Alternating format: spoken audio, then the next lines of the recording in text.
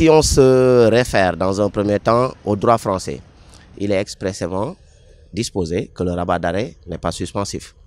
Maintenant, on est dans le cadre du droit sénégalais qui s'inspire du droit français, où la jurisprudence de la Cour suprême nous permet, moi à mon niveau, de dire que le rabat d'arrêt n'est pas suspensif.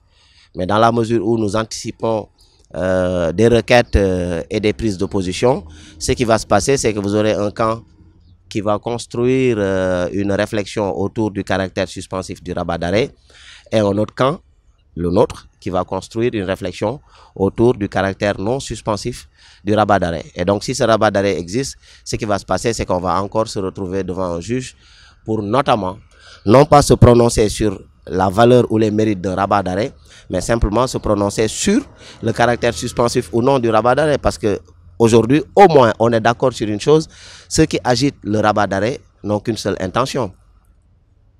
C'est de faire en sorte que, si le caractère suspensif du rabat d'arrêt est avéré, de faire en sorte que leur client, qui est candidat à des élections, puisse se présenter.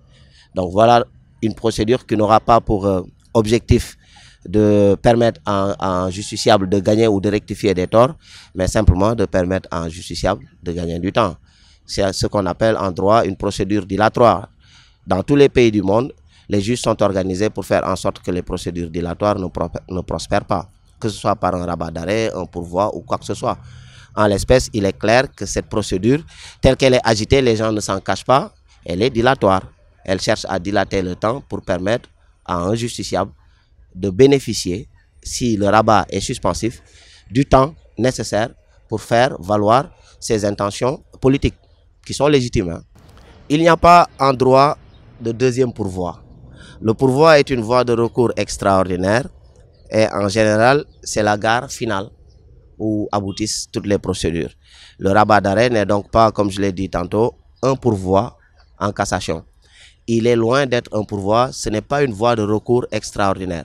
C'est une procédure qui est interne à la Cour suprême, puisque lorsqu'elle finit de rendre sa décision, la Cour suprême, il n'y a plus aucun moyen de revenir sur la décision de la Cour suprême. Donc, le rabat d'arrêt n'est pas une procédure pour juger une deuxième fois ce que la Cour suprême a jugé. C'est une procédure pour rectifier ce que la Cour suprême a jugé lorsqu'il y a des erreurs matérielles.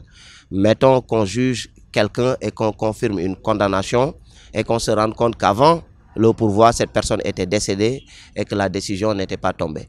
Mettons qu'on rende une décision de déchéance et qu'on se rende compte après la décision que les formalités avaient été faites, mais que par un dysfonctionnement quelconque, la Cour suprême n'a pas eu la possibilité de se rendre compte que les formalités avaient été faites. Donc, la Cour suprême s'autorise la possibilité de rectifier des erreurs matérielles qui entravent la qualité de sa décision. Mais il ne s'agit aucunement d'un deuxième pourvoi en cassation. Il n'y a qu'un seul pourvoi en cassation.